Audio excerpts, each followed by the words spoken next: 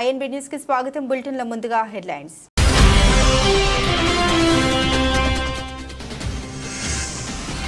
America విధానాలపై ఇతర దేశాలు ఆగ్రహం. అమెరికా సరిహద్దు అధికారులు పర్యాటకులను అడ్డగించి సోదాలు.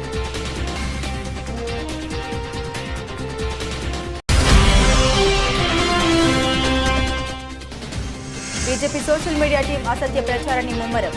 నకిలీ వార్తలు అన్నీ నిజమేనేమోనని నెటిజన్లు భ్రమ.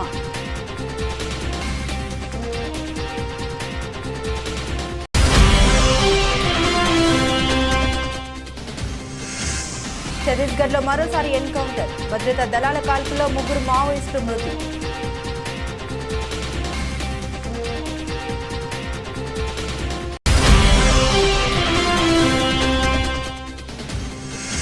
మా ఎన్నికల్లో భారత్ జోక్యం చేసుకునే అవకాశం. న్యూఢిల్లీపై మరోసారి నోరు పారేసుకున్న కెనడా.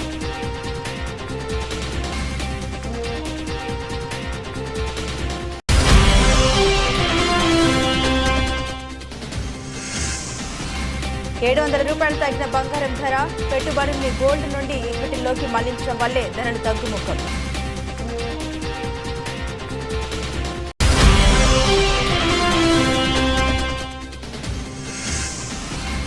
నందమూరి ఫ్యాన్స్ కు good news. Aditya 369 re release date fix.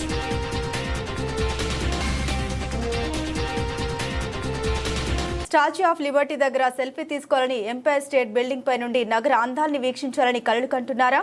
అయితే ఒక్క క్షణం ఆగండి. అంతర్జాతీయ సందర్శకులుగా అమెరికాలో మీ హక్కులేమిటో ముందు తెలుసుకోండి.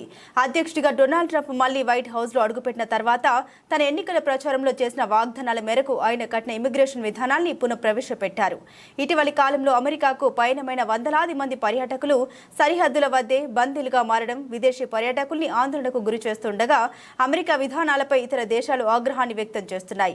సవ్యమైన ట్రావెల్ డాక్యుమెంట్లు ఉన్నప్పటికీ అమెరికా సరిహద్దు అధికారులు పర్యాటకుల్ని అడ్డగించి సోదాలు చేయడం ఇప్పుడు సర్వసాధారణంగా మారింది. ఒక వ్యక్తిని దేశంలోకి అనుమతించాలా వద్దా అన్న విషయాన్ని నిర్ధారించుకోవడానికి ఎంట్రీ పాయింట్ల వద్ద ఎవరినైనా అడ్డుకునే అధికారం అమెరికా కస్టమ్స్ అధికారులకు ఉంది. మీరు తప్పు చేయనప్పటికీ, అనుమానాస్పదంగా కనిపించినప్పటికీ మీ లగేజీని, వ్యక్తిగత వస్తువులని తనిఖీ చేసే అధికారం వారికి ఉంది. అంతేకాదు, మీ మొబైల్ ఫోన్లు, ల్యాప్టాప్లని కూడా కస్టమ్స్ అధికారులు తనిఖీ చేయవచ్చు. కొన్ని సందర్భాల్లో పర్యాటకుల ఎలక్ట్రానిక్ పరికరాల పాస్వర్డ్లను కూడా వారు అడుగుతారు. పాస్వర్డ్లను ఇవ్వడానికి పర్యాటకులు నిరాకరించిన పక్షంలో అమెరికన్ పౌరుడైతే అనుమతి లభించడానికి కొద్దిగా జాప్యం జరగడం లేదా పరికరాన్ని తదుపరి పరిశీలన కోసం అధికారులు తమ వద్ద ఉంచుకోవడంతో సర్ది పెట్టవచ్చు. అదే విదేశీ పర్యాటకులైతే తీవ్ర పర్యవసనాలను ఎదుర్కోక తప్పదు. గడిచిన దశాబ్దంన్నర కాలంలో వాట్సాప్, ఫేస్బుక్, ఎక్స్, గతంలో ట్విట్టర్ను వినియోగించుకొని బీజేపీ సోషల్ మీడియా టీం అసత్య ప్రచారాన్ని ముమ్మరం చేసింది. దీనికోసం ప్రత్యేకంగా టెక్ఫాగ్ వంటి యాప్లను సృష్టించింది. వీటి ద్వారా ఫేక్ ఖాతాలను సృష్టించడం, నకిలీ ట్రేడింగ్లను, ఆటో రిప్లై, ఆటో ట్వీట్లతో ట్రోలింగ్ను పెంచడం వంటి పనులు చేసేది. ఉదాహరణకు, మోదీ ఏదైనా పథకం ప్రకటిస్తే లేదా విదేశాల్లో పర్యటిస్తే అదేదో అద్భుతమైన కార్యంగా బీజేపీ ఆర్మీ కీర్తించేది. ఈ పోస్టులని నకిలీ ఖాతాల నుండి వెలువడేవి. సెకండ్కు 10 కామెంట్లు వెలువడితే 9 కామెంట్లు బీజేపీ ఆర్మీ నుండే వచ్చేవి. దీంతో ఆ నకిలీ వార్తలన్నీ నిజమేనేమోనని నెటిజన్లు భ్రమపడేవారు. బీజేపీ ఐటీ సెల్ వదంతుల్ని ప్రచారం చేస్తుందంటూ పలువురు మాజీ ఉద్యోగులు స్వయంగా వెల్లడించిన అత్యంత ఆసక్తికర ప్రచారం ముందు ఫలితం లేకుండా పోయింది. బీజేపీలో గుట్టును స్వాతి చతుర్వేది వంటి ఒకరిద్దరు జర్నలిస్టులు గతంలో తప్పుబట్టిన వారే. అయితే ఫేక్ ఖాతాల ద్వారా బెదిరింపులు రావడంతో వారు ముందుకు సాగలేకపోయారు. 2002 గుజరాత్ అల్లర్ల ఘటనలో మోదీ పాత్రపై డాక్యుమెంటరీ ప్రసారం చేసిన బీబీసీని రైతు ఆందోళనపై పోస్టులు ఉన్నట్లు ప్రసారం చేసిన ట్విట్టర్ వంటి సంస్థల్ని కూడా బీజేపీ సర్కారు బెదిరింపులకు గురి చేసింది. అయితే ఎప్పుడైతే ట్విట్టర్ పగ్గాలు మస్కు చేతిలోకి వచ్చాయో పరిస్థితి పూర్తిగా మారిపోయింది. దేశంలోని బీజేపీ అసలు గుట్టును, మోదీపై ప్రజల్లో నెలకొన్న సందేహాల్ని పారదర్శకంగా అందించడంలో గ్రోక్ సఫలమవుతుంది. అందుకే ప్రధాని మోదీ బీజేపీకి సంబంధించి నెటిజన్లు అడిగే పలు ప్రశ్నలకు గ్రోక్ సరైన సమాధానాలు ఇస్తున్నట్లు విశ్లేషకులు చెబుతున్నారు. ఛత్తీస్గఢ్ దండకారణ్యం గత కొన్ని రోజులుగా తుపాకుల మోతతో దద్దరిల్లుతుంది. గత వారం జరిగిన 2 వేర్వేరు ఎదురు కాల్పుల్లో 30 మంది మావోయిస్టులు హతమైన విషయం తెలిసిందే. తాజాగా అక్కడ మరోసారి ఎన్కౌంటర్ చోటు చేసుకుంది. దంతెవాడ జిల్లాలో భద్రతా దళాల కాల్పుల్లో 3 మావోయిస్టులు మృతి చెందారు. దంతెవాడ, బీజాపూర్ జిల్లాల సరిహద్దుల్లోని అటవీ ప్రాంతంలో భద్రతా సిబ్బంది నక్సలైట్ వ్యతిరేక ఆపరేషన్ చేపట్టారు. ఈ క్రమంలో మంగళవారం ఉదయం 8 గంటల ప్రాంతంలో కూంబింగ్ నిర్వహిస్తుండగా ఎదురు కాల్పులు చోటు చేసుకున్నాయి. ఈ కాల్పుల్లో 3 మావోయిస్టులు మృతి చెందినట్లు పోలీసు అధికారులు తెలిపారు. ఘటనా స్థలం నుండి నక్సలైట్ల మృతదేహాలతో పాటుగా తుపాకీలు, పేలుడు పదార్థాలు స్వాధీనం చేసుకున్నట్లు తెలిపారు. ప్రస్తుతం ఆ ప్రాంతంలో ఆపరేషన్ కొనసాగుతున్నట్లు వెల్లడించారు. కాగా ఈ నెల 20వ తేదీన తుపాకుల మోతతో దండకారణ్యం రక్తసిక్తమైన విషయం తెలిసిందే. మావోయిస్టులు భద్రతా దళాలకు మధ్య గురువారం జరిగిన 2 వేర్వేరు ఎదురు కాల్పుల్లో 30 మంది మావోయిస్టులు, ఒక జవాన్ మృతి చెందారు. ఛత్తీస్గఢ్లోని బీజాపూర్, కాంకేర్ జిల్లాలో ఈ ఘటన చోటు చేసుకున్నాయి. బీజాపూర్ జిల్లా పీడియా అడవుల్లో గురువారం ఉదయం నక్సల్స్ పోలీసు వర్గాల మధ్య సుమారు 4 గంటల పాటు భీకర పోరు సాగింది. ఘటనా స్థలం నుండి 26 మంది మావోయిస్టుల మృతదేహాల్ని స్వాధీనం చేసుకున్నారు. కాంకేర్, నారాయణపూర్ జిల్లాల సరిహద్దు కొరస్కోడో గ్రామ సమీప అడవుల్లో జరిగిన మరో ఎదురు కాల్పుల్లో 4 మావోయిస్టులు మృతి చెందారు. భారత్పై కెనడా మరోసారి నోరు పారేసుకుంది. ఆ దేశంలో త్వరలో జరగబోయే సార్వత్రిక ఎన్నికల్లో భారత్ జోక్యం చేసుకునే అవకాశం ఉందని ఆ దేశ స్పై ఏజెన్సీ ఆరోపించింది. భారత్తో పాటు చైనా, రష్యా, పాకిస్తాన్ దేశాలు కూడా ఆ ప్రయత్నం చేయొచ్చన్న అనుమానాలు వ్యక్తం చేసింది. Canadian security intelligence service deputy director Vanessa Lloyd మీడియాతో మాట్లాడుతూ ఈ వ్యాఖ్యల్ని చేశారు. త్వరలో మా దేశంలో జరగబోయే ప్రజాస్వామ్య ప్రక్రియలో జోక్యం చేసుకునేందుకు PRC, people's republic of China AI ఆధారిత సాధనాలను ఉపయోగించే అవకాశం ఉందని మాకు సమాచారం ఉంది. ఈ ఎన్నికల ప్రక్రియలో జోక్యం చేసుకునే ఉద్దేశం, సామర్థ్యం భారత ప్రభుత్వానికి కూడా ఉందని మేము భావిస్తున్నాం. రష్యా, పాకిస్తాన్ దేశాలు కూడా ఆ ప్రయత్నాలు చేయొచ్చని లాయిడ్ ఆరోపించారు. కాగా గతంలో కెనడా ఇలాంటి ఆరోపణ చేసిన సంగతి తెలిసిందే. 2019, 2021లో జరిగిన ఎన్నికల్లో భారత్, పాకిస్తాన్ దేశాలు జోక్యం చేసుకున్నట్లు కెనడా సెక్యూరిటీ ఇంటెలిజెన్స్ సర్వీస్ ఆరోపణ చేసింది. ఈ ఆరోపణపై ఆ దేశం దర్యాప్తునకు ఆదేశించింది. ఈ దర్యాప్తులో భారత్ జోక్యం చేసుకోలేదని తేలింది. కెనడా ఎన్నికల్లో భారత్ జోక్యం చేసుకోలేదని, ప్రధాని జస్టిస్ ట్రూడో విజయంలో ఆ దేశ పాత్ర ఏమీ లేదని కెనడా విచారణ అధికారులు వెల్లడించారు. 2021లో జరిగిన జాతీయ ఎన్నికల్లో భారత్ జోక్యం చేసుకోలేదని గుర్తించామని కెనడా సీనియర్ అధికారుల బృందం పేర్కొంది. అయితే గత 2 ఎన్నికల్లో చైనా జోక్యం చేసుకున్నట్లు గుర్తించామని కెనడా ఇంటెలిజెన్స్ ఏజెన్సీ తెలిపింది. మరోవైపు కెనడా ఎన్నికల్లో జోక్యం చేసుకున్నట్లు గతంలో వచ్చిన ఆరోపణని ఇండియా అప్పట్లోనే కొట్టిపారేసింది. ఇతర ప్రజాస్వామ్య దేశాల వ్యవహారంలో జోక్యం చేసుకోబోమని భారత విదేశాంగ శాఖ స్పష్టం చేసింది. వయోవృద్ధుల విభిన్న ప్రతిభావంతుల సంక్షేమంలో రాష్ట్రం దేశానికి ఆదర్శంగా ఉండాలన్నదే ముఖ్యమంత్రి నారా చంద్రబాబు నాయుడు లక్ష్యమని రాష్ట్ర సాంఘిక సంక్షేమ శాఖ, వయోవృద్ధుల మరియు విభిన్న ప్రతిభావంతుల సంక్షేమ శాఖ మంత్రి శ్రీ డాక్టర్ డోలా బాల వీర ఆంజనేయ స్వామి అన్నారు. మంత్రి అధ్యక్షతన వెలగపూడి సచివాలయంలో సీనియర్ సిటిజన్స్ స్టేట్ కౌన్సిల్ 2వ సమావేశం మరియు state advisory board of disability సమావేశం నిర్వహించారు. ఈ సమావేశంలో వయోవృద్ధుల ఆరోగ్య సంరక్షణ, వృద్ధాశ్రమాల ఏర్పాటు, సామాజిక భద్రత పెన్షన్లు, గ్రామ వార్డు సచివాలయాల ద్వారా డిజిటల్ కార్డుల పంపిణీ, విభిన్న ప్రతిభావంతులకు వైకల్యం ధృవపత్రాల జారీ, ప్రధానమంత్రి దివ్యాస కేంద్రాలు, పీఎండీకేలు స్థాపన మరియు ఉపకరణాల సరఫరా, వివిధ అభివృద్ధి పథకాలు కార్యక్రమాల్లో 5% రిజర్వేషన్ల అమలు, వసతి గృహాలు, కళాశాలలో విద్యను అభ్యసిస్తున్న విభిన్న ప్రతిభావంతుల విద్యార్థులకు డీబీటీ మోడ్లో పెన్షన్ల పంపిణీ తదితర అంశాలపై మంత్రి డాక్టర్ డోలా శ్రీ బాల వీరాంజనేయ స్వామి సమీక్షించారు. బండి సంజయ్ రాజకీయ పబ్బం కోసం యువత భవిష్యత్తు నాశనం చేస్తున్నారని, బండి సంజయ్ గౌరవప్రదమైన కేంద్ర మంత్రి పదవిలో ఉండి మాజీ సీఎం కేసీఆర్ దొంగ నోట్లు ముద్రిస్తున్నారని నిరాధార ఆరోపణ చేశారన్నారు కోరుట్ల ఎమ్మెల్యే డాక్టర్ సంజయ్. ఒక బాధ్యత కలగాల్సిన ఒక కేంద్ర మంత్రి బాధాకరంగా నిన్న చేసిన వ్యాఖ్యలు జుగుప్సాకరంగా, బాధ్యత రహితంగా, రాష్ట్రానికి సిగ్గుచేటే కాకుండా దేశానికి కూడా సిగ్గుచేటు. బాధాకరం ఏంటంటే మా కరీంనగర్ ఒకప్పుడు మా కరీంనగర్ నుంచే స్టేట్ ప్రెసిడెంట్ అని చెప్పి అనుకున్నాం. కానీ ఇవాళ కరీంనగర్ ప్రజలు కూడా సిగ్గుపడే విధంగా, దయచేసి బండి సంజయ్ గారు మిమ్మల్ని నేను రిక్వెస్ట్ చేస్తూ ఉన్నాను. ఒక తరం పిల్లలు మీ భాష వల్ల, మీ ప్రవర్తన వల్ల ఒక తరం పిల్లలు చెడిపోతూ ఉన్నారు. మీకు కూడా తెలుసు ఎలా చెడిపోతున్నారో పిల్లలు అని చెప్పేసి. మీ మీద నమ్మకం పెట్టుకొని కరీంనగర్ ప్రజలు మిమ్మల్ని 2 సార్లు పార్లమెంట్కి పంపించి ఈసారి మీరు కేంద్ర మంత్రి అయిన తర్వాత కూడా ఇప్పటి వరకు కరీంనగర్ అభివృద్ధి గురించి కానీ, తెలంగాణ అభివృద్ధి గురించి కానీ, మా విద్యార్థులకు ఉద్యోగాల గురించి కానీ, ఇక్కడికి రావాల్సిన ఫండ్స్ గురించి కానీ ఇప్పటి వరకు ఏ రోజు మీ నోట్లో నుంచి వినలేదు. దయచేసి మిమ్మల్ని రిక్వెస్ట్ చేస్తూ ఉన్నాను. ఈ పిచ్చివాగుడు, పనికిరాని మాటలు, వీధుల్లో మాట్లాడుకునే మాటలు దయచేసి మానుకొని మన కరీంనగర్ కానీ, మన రాష్ట్రానికి కానీ రావాల్సిన నిధుల గురించి, మీ వెనకాల ఎందరో మంది యువకులు మీ భాషల వల్ల మోసపోతూ ఉన్నారు, చెడిపోతూ ఉన్నారు. వాళ్లకు ఉద్యోగాలు వచ్చే విధంగా అవి మాట్లాడండి. విద్య, వైద్యము, ఉద్యోగము ఇవి మాట్లాడడం మొదలుపెట్టండి. చాలా రోజుల నుంచి ఇవే రాజకీయాలు మీరు ఆడుతూ ఉన్నారు. ఇప్పటికన్నా మీరు ఈ రాజకీయాలు చిల్లర రాజకీయాలు మానుకొని హుందాగా రాజకీయాలు చేస్తూ మీకు పెద్ద పదవి వచ్చింది ఇవాళ, మీరు కేంద్ర మంత్రి ఇవాళ, ఇప్పుడు కూడా వీధి రౌడీలాగా మాట్లాడితే సబబు కాదు.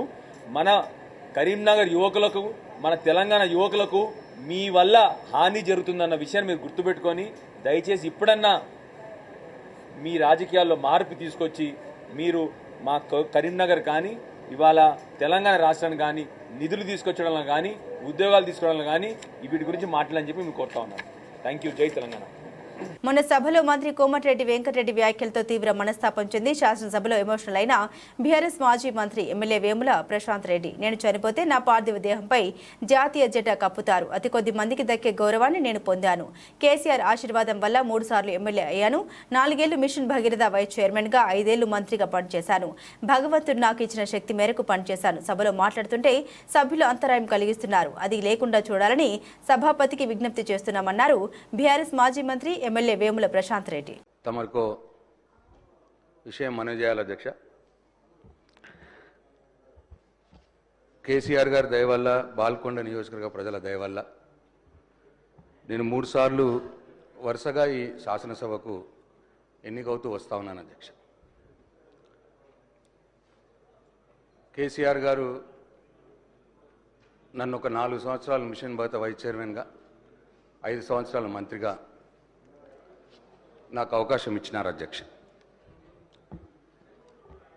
నేను మంత్రిగా, మిషన్ భగీరథ వైస్ చైర్మన్గా ఆ దేవుడు నాకు ఇచ్చిన శక్తి మేరకు కేసీఆర్ గారి మార్గనిర్దేశకత్వంలో ఈ రాష్ట్రానికి సేవ చేసుకున్నాను అధ్యక్ష. అయితే అధ్యక్ష, నేను చనిపోతే నా పార్థివ శరీరం మీద జాతీయ జెండా కప్పుతారు అధ్యక్ష. జాతీయ జెండా కప్పి గన్ సెల్యూట్ కూడా చేస్తారు. అట్లా ఈ రాష్ట్రంలో చాలా కొద్ది మందికి ఆ గౌరవం ఉన్నది అధ్యక్ష. ఆ కొద్ది మందిలో నేను ఒక్కని. కాబట్టి ఈ శాసనసభలో మాట్లాడే సందర్భంలో తమరు మైక్ ఇస్తే, తమరు అవకాశం ఇస్తే బాధ్యతగా మాట్లాడటానికి నేను ప్రయత్నం చేస్తా అధ్యక్ష. ఎక్కడ కూడా ఎవరిని కూడా కించపరిచే విధంగా కావచ్చు, సబ్జెక్ట్ డివేట్ అయ్యే విధంగా కావచ్చు మాట్లాడకుండానే అధ్యక్ష, ఇటువంటి దయచేసి సభను ఆర్డర్లో పెట్టి నాకు ఇంటరప్షన్స్ లేకుండా నేను చెప్పిన తర్వాతే.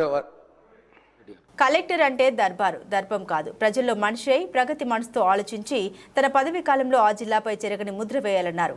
కేంద్రం సహకారంతో పోలవరం త్వరలో పూర్తవుతుంది. సెల్ఫ్ ఫైనాన్స్ ప్రాజెక్టు, అమరావతి రాజధాని పనులు మొదలయ్యాయి. ప్రగతి పనుల్లో ప్రజలు భాగస్వాములు కావాలన్నారు సీఎం చంద్రబాబు నాయుడు. మీరందరూ కలెక్టర్స్, కలెక్షన్ ఆఫ్ రెవెన్యూ. ఇప్పటికి కూడా మీ అందరికి ఎందుకు రిమైండ్ చేస్తుందంటే మీ మైండ్ లో నుంచి అది తీసేయాలి. ఇప్పుడు మీరు chief executive of the district, collector and magistrate.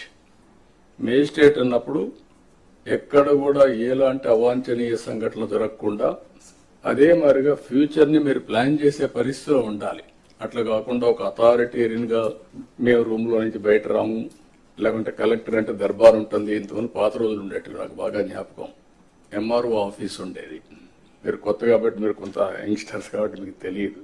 AC room లో కూర్చొని పంకా పెట్టుకునేవాళ్ళు, మనిషి ఉండి దాన్ని లాగుతా ఉండేవాడు.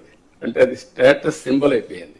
బ్రిటిష్ వాళ్ళు ఉన్నప్పుడు కరెంట్ లేదు కాబట్టి ఫ్యాన్ కూడా సరిగా లేకపోతే పంకా పెట్టి దాన్ని లాగుతా ఉంటారు, గాలి ఇస్తూ ఉంటారు. అలాంటి ఓల్డ్ అడ్మినిస్ట్రేషన్. కలెక్టర్స్ కూడా నేను నాకు 30 సంవత్సరాల నుంచి మిమ్మల్ని చూస్తున్నాను. నేను ముఖ్యమంత్రిగా అంత ముందు కూడా చూశాను. 45 years 47 years చూశాను. అయితే ఈరోజు మనం గుర్తుపెట్టుకోవాల్సింది ఏంటంటే, కలెక్టర్ అనే వ్యక్తి చాలా ప్రజల్లో ఒక ప్రగాఢమైనటువంటి ఇంపాక్ట్ క్రియేట్ చేయగలుగుతాడు. I can say one word, me carrier లో కలెక్టర్, ఆ తర్వాత చీఫ్ సెక్రటరీ. అందరికీ చీఫ్ సెక్రటరీ రాదు, కానీ మెజారిటీకి అనివార్య కారణాలుంటే తప్ప కలెక్టర్ గా రిజెక్ట్ చేయరు. ఈ విషయం మీరు గుర్తుపెట్టుకోవాల్సిన అవసరం ఉంది. ఆ కలెక్టర్ గా మీరున్న సమయంలో మీరు చేసే పనులు, మీరు ప్రజల్లో మీరు చేసిన పనుల వల్ల వచ్చే ఇంపాక్ట్ శాశ్వతంగా ఉంటాయి. ఇప్పటికి కూడా కొంతమంది కలెక్టర్స్ గురించి మాట్లాడుతూ ఉంటాం. ఒక చీఫ్ మినిస్టర్ ఎట్లయితే రాష్ట్రంలో ఒక ప్రగాఢమైన ముద్ర వేస్తారు, కలెక్టర్స్ కూడా వాళ్ళ పరిపాలన ద్వారా అలాంటి ప్రగాఢమైనటువంటి ఇంపాక్ట్ క్రియేట్ చేసే పరిస్థితి వస్తుంది. కాబట్టి మీరందరూ మళ్ళీ అది నేను రిమైండ్ చేస్తున్నా మీ అందరికీ. రొటీన్ అడ్మినిస్ట్రేషన్ ఉంటే మీకు 9 నెలలు అయింది, ఇంకొక 3 నెలలు 6 నెలలు సంవత్సరం అవుతుంది, మళ్ళీ రొటీన్గా ఇంకో పోస్ట్కి పోతారు. అది కాదు. What you have achieved during your tenure is very important. ఇది మీరు గుర్తుపెట్టుకోవాల్సిందిగా నేను కోరుకుంటూ, రాజకీయాల్లో ఆధిపత్యం కోసం సొంత తండ్రిని హత్య చేయించిన కూతురు సూర్యాపేట జిల్లా నూతనకల్ మండలం మిర్యాల గ్రామంలో ఈ 17న మాజీ సర్పంచ్ కాంగ్రెస్ సీనియర్ నేత చక్రయ్య గౌడ్ను సొంత కూతురు అల్లుడితో కలిసి హత్య చేశారు. ఈ కేసులో సహా 11 మందిని అరెస్టు చేసిన పోలీసులు గ్రామంలో రాజకీయ ఆధిపత్యం, వర్గ విభేదాలే చక్రయ్య గౌడ్ హత్యకు కారణమని తెలిపిన పోలీసులు గ్రామంలో 30 సంవత్సరాల సర్పంచ్, సహకార సంఘం చైర్మన్ పదవులు చేసిన చక్రయ్య గౌడ్ తనకు వైరి వర్గంగా మారిన మామ చక్రయ్య గౌడ్ను అల్లుడు అంతమొందించాడని తెలిపిన పోలీసులు. ఈ కేసులో మెంచు చక్రయ్య గౌడ్కి మొత్తం 5 కుమార్తెలు ఉంటే 4 కుమార్తెలను ఒకే విలేజ్కి ఇవ్వడం జరిగింది. పెద్ద కుమార్తెని ఊర్లోనే ఇవ్వడం జరిగింది. కనకటి స్వరూప, వాళ్ళ భర్త పేరు ఉప్పలయ్య, వీళ్ళిద్దరు ఇన్వాల్వ్ అయి ఉన్నారు. రెండవ కుమార్తె వేరే ఊరికి ఇచ్చినారు, వాళ్ళు ఈ కేసుకి ఎలాంటి సంబంధం లేదు. మూడవ కుమార్తె కనకటి సునీత, వాళ్ళ భర్త పేరు కనకటి వెంకన్న. A1 ఈ ఆధిపత్యం కోసం ఎవరైతే ఈ ప్లాన్లో ప్రధాన ముద్దాయి ఉన్నాడో కనకటి వెంకన్న. అదేవిధంగా చివరి కుమార్తె 5వ కుమార్తె మనకు కనకటి కళ్యాణి, వాళ్ళ భర్త పేరు లింగయ్య. వీళ్ళిద్దరు కూడా ఇన్వాల్వ్, అంటే మొత్తం 3 అల్లుళ్ళు 3 కుమార్తెలు ఇన్వాల్వ్ అయినారు. ఇది ఆస్తి తగాదాల కోసం కాదు, విలేజ్లో తమ యొక్క సుప్రమసీ కొనసాగుతలేదు. ఈవెన్ మేమందరము, ఎందుకంటే కనకటి వెంకన్న అనే అతను గతంలో మండలంలోనే ఒక ఆధిపత్యం చెలాయించినటువంటి వ్యక్తి. విలేజ్కి వచ్చేసరికి వాళ్ళ మామ మెంచు చక్రయ్యదే నడుస్తుంది. ఇతను అడ్డు తొలగిస్తే నాకు ఎలాంటి తిరుగుండదు అనేటువంటి ఒకే ఒక రీజన్. సిపిఎం పార్టీ రాష్ట్ర కమిటీ పిలుపు మేరకు జీకే మండలం తహసీల్దార్ ఆఫీసులో 16 గ్రామ పంచాయతీలకు సంబంధించిన వివిధ గ్రామ ప్రజల సమస్యల పట్ల సిపిఎం పార్టీ ప్రజా చైతన్య యాత్రలో భాగంగా ఈరోజు తహసీల్దార్ ఆఫీసులో ధర్నా నిర్వహించారు. సిపిఎం పార్టీ మండల కార్యదర్శి గాలికొండ ఎంపీటీసీ అపరంగి బుజ్జిబాబు మాట్లాడారు. ప్రతి కుటుంబానికి జన్మన్ కింద ఇచ్చిన ఇండ్లను 5 లక్షలు పెంచారని, అలాగే ఆర్వి నగర్ నుండి పాలగడ్డ రహదారి తక్షణమే పని ప్రారంభించాలని, రోడ్లను గ్రామాలకు వెంటనే మంజూరు చేయాలని, రోడ్లపై ఫారెస్ట్ అనుమతులు తక్షణమే ఇవ్వాలని, కొత్త కుటుంబాలకు రేషన్ కార్డులు మంజూరు చేయాలని, ఉపాధి హామీ బకాయి బిల్లులు వెంటనే విడుదల చేయాలని డిమాండ్ చేశారు. సిపిఎం పార్టీ మండల కమిటీ సభ్యులు బి కోటేశ్వరరావు, ఎం చంటిబాబు, కె బాలయ్య, గుమ్మిరేవుల మాజీ సర్పంచ్ పి బాబురావు, జనసేన నాయకులు సిద్ధార్థ, మార్క్, కిలో బాబురావు, గిరిజన సంఘం నాయకులు జి పరమేశ్వరరావు, పాంగి నాగేశ్వరరావు, కొర్ర రాంబాబు, ఆదిమ జాతి మండల కార్యదర్శి, వివిధ గ్రామాల నుండి వచ్చిన గ్రామస్తులు పెద్ద ఎత్తున పాల్గొన్నారు.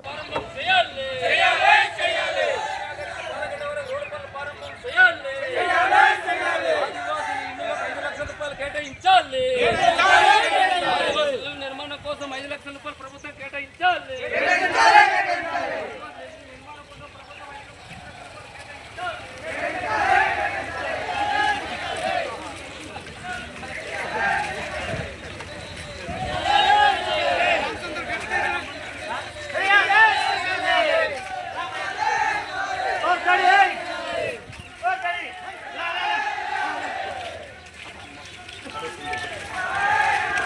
చెప్పండి రా.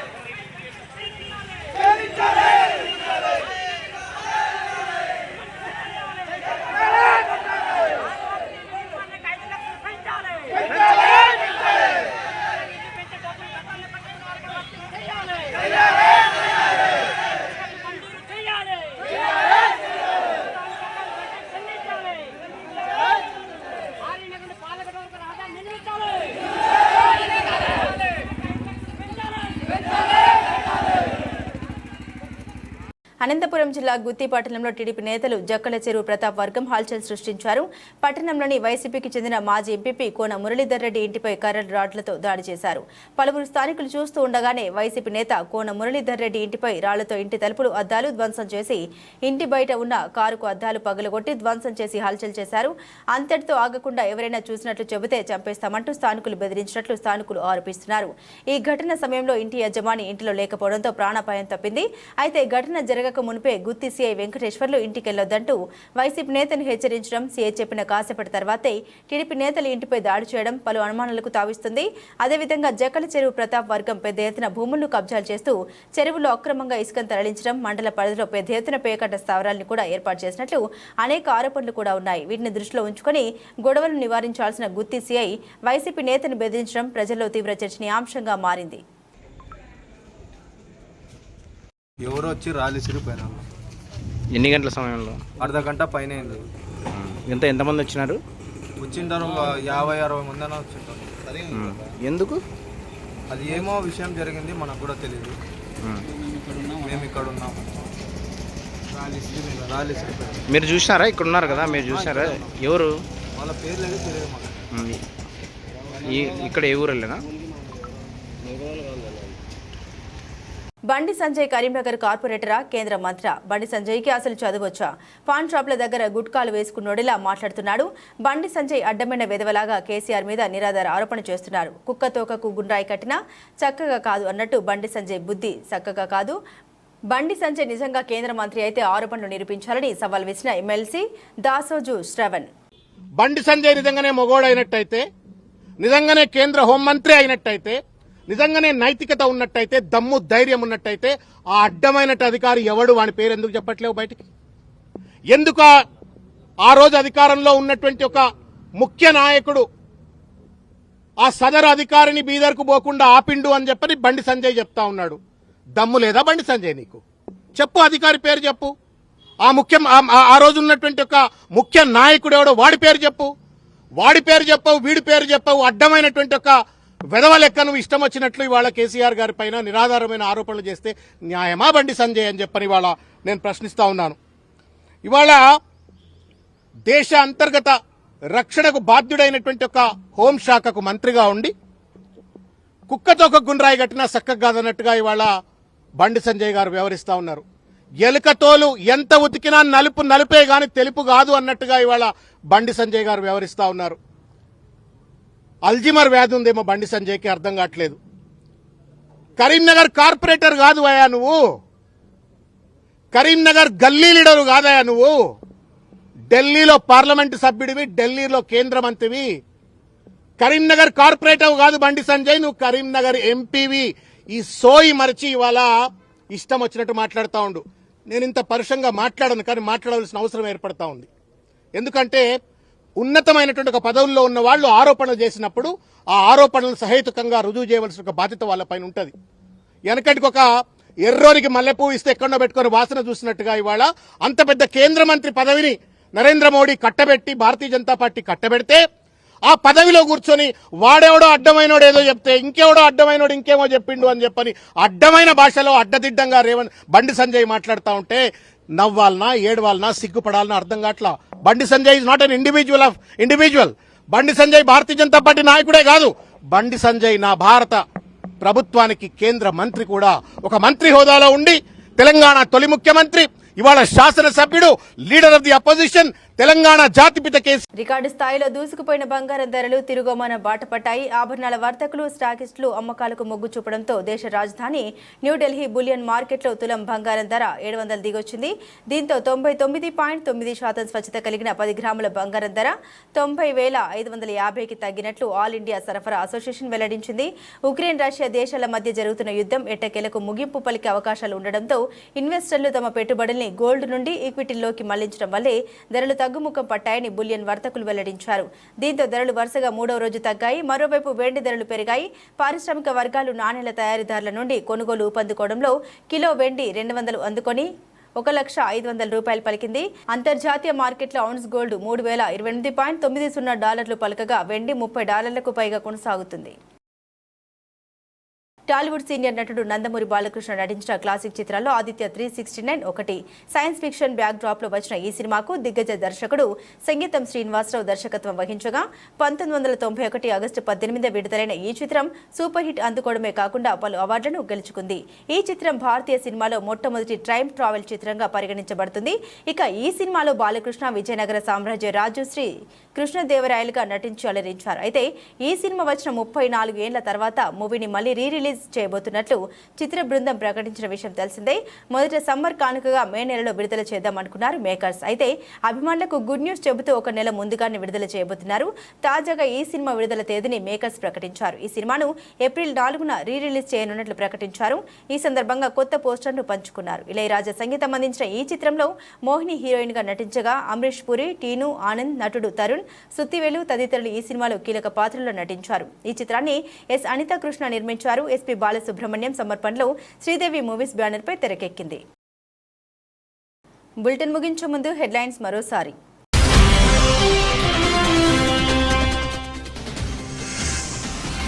అమెరికా విధానాలపై ఇతర దేశాలు ఆగ్రహం. అమెరికా సరిహద్దు అధికారులు పర్యాటకులను అడ్డగించి సోదాలు.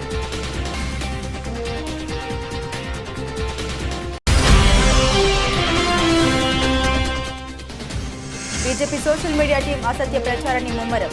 నకిలీ వార్తలు అన్నీ నిజమేనేమోనని నెటిజన్లు భ్రమ.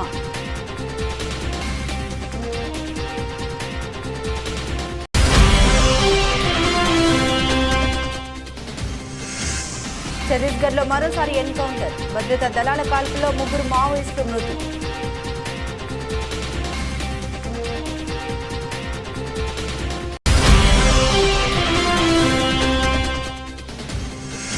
మా ఎన్నికల్లో భారత్ జోక్యం చేసుకునే అవకాశం. న్యూఢిల్లీపై మరోసారి నోరు పారేసుకున్న కెనడా.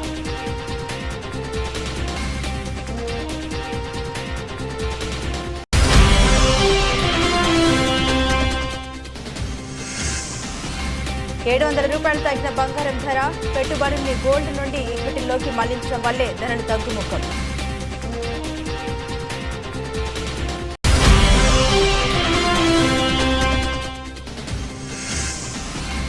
నందమూరి ఫ్యాన్స్ కు good news. Aditya 369 release date fix.